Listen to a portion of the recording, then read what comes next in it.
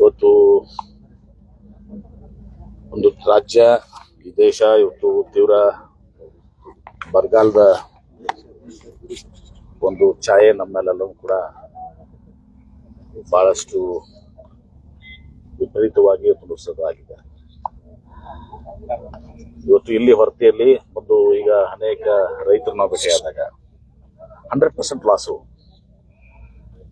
ತೊಗರಿ ಇರ್ಬೋದು, ಹತ್ತಿ ಇರ್ಬೋದು, ಸೂರ್ಯಪಾನ ಇರ್ಬೋದು, ಉಳ್ಳಾಗಡ್ಡಿ, ಬಲ್ಬೆ ಅಡಿಕೆ ಸಲ ಬಲ್ಬೆ ಅಲ್ಲ, ಒಂದು ಇದಕ್ಕೆ ಏನು ಸಣ್ಣದ ಒಂದು ಇದ್ರ ಹಸಿರು ಕಾಳು ಕೂಡ ಅದು ಬಲ್ಬಿಲ್ಲ ಅದಕ್ಕೆ.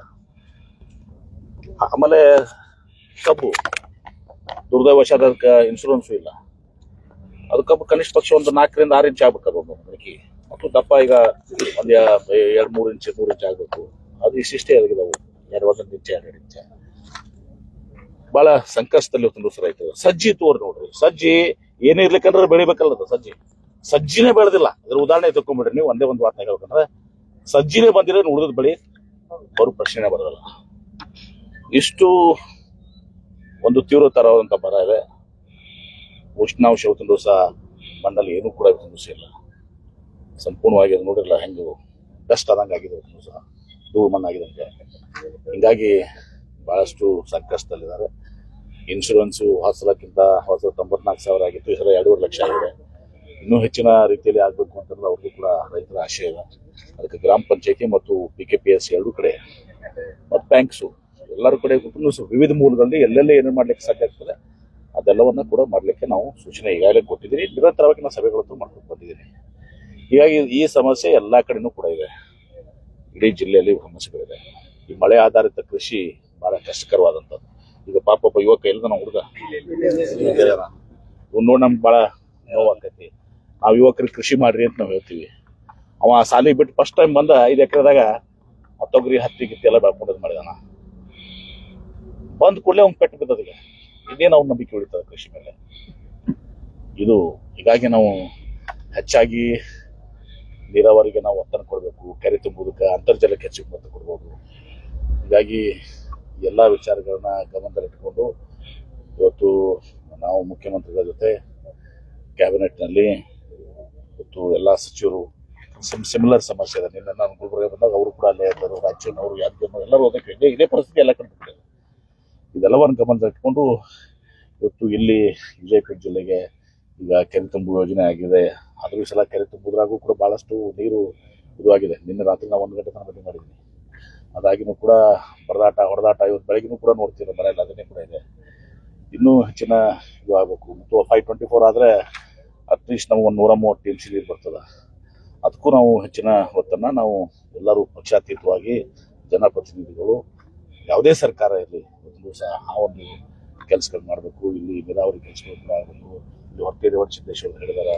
ಇನ್ನೊಂದು ಕಡೆ ಇವತ್ತು ನಮ್ಮ ಏನೋ ಈ ಭಾಗಕ್ಕೆ ನೀರಿಲ್ಲ, ಅಲ್ಲಿ ನಿಮ್ಮ ಇದಕ್ಕೆ ಕೊರೆದು ದಿವಸ ನೀರನ್ನ ಕೊಡಬೇಕು ಅಂತೇಳಿ ಯಾವ ಊರ ಪದ ಗಡ್ ಅದಲ್ಲ ಕೊಳ್ಳೋರಿಗೆ ಅಂತ ಕೇಳಿದಾರೆ. ಇದೆಲ್ಲವೂ ಕೂಡ ವಿಚಾರಗಳಿದಾವೆ. ಇದೆಲ್ಲವನ್ನು ಸರ್ಕಾರದಾಗ ಮುಖ್ಯಮಂತ್ರಿಗಳಿಗೆ, ನೀರಾವರಿ ಸಚಿವರಿಗೆ, ವಿಭಾಗ ಶಾಸಕರು ಅವ್ರಿಗೂ ಗೊತ್ತಿರ್ತದೆಲ್ಲ ವಿಚಾರಗಳು. ಅವೆಲ್ಲ ಕೂಡ್ಕೊಂಡು ಮತ್ತು ಇಂಡಿ ತಾಲೂಕ ವಿಶೇಷವಾಗಿದ್ದು ಭೀಮಾ ಇದರಲ್ಲಿ ಈ ಸಲ ಕುಡಿಯಕ್ಕೆ ನೀರಿಗೆ ತೊಂದರೆ ಇಲ್ಲ. Bhima is a deficit river.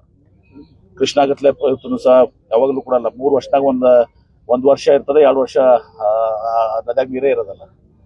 ಮಹಾರಾಷ್ಟ್ರದಿಂದ ಇವೆಲ್ಲನೂ ಕೂಡ ಅಲ್ಲಿ ಸೀನಾ ಮಾಡ್ಕೊಂಡು ಇದು ಮಾಡ್ಕೊಂಡು ಬಹಳಷ್ಟು ಡೆಫಿಸಿಟ್ ಇದೆ.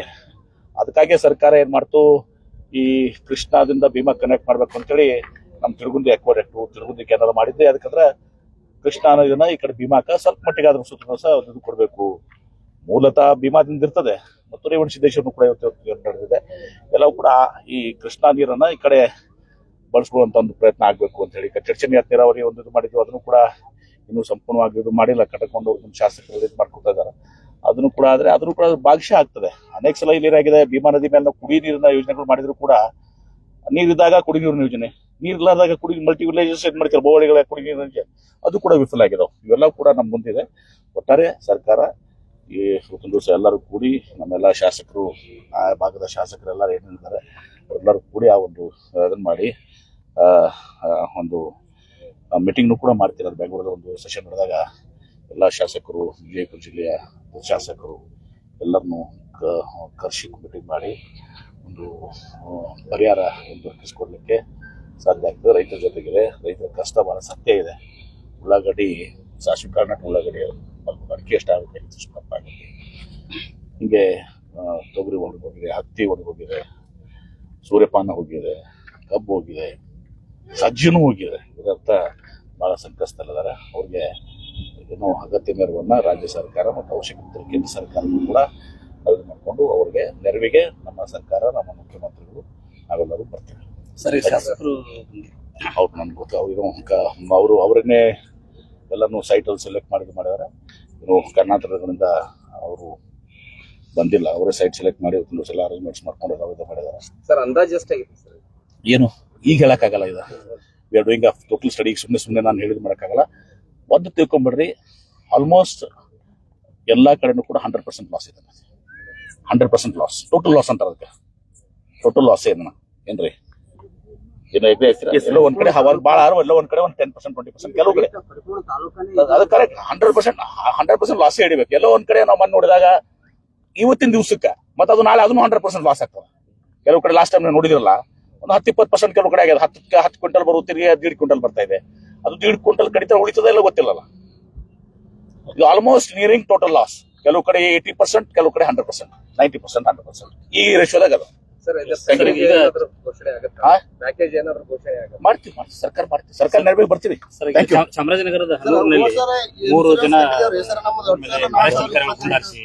ಈಗ ಅದೆಲ್ಲ ಮಾತಾಡೋಣ.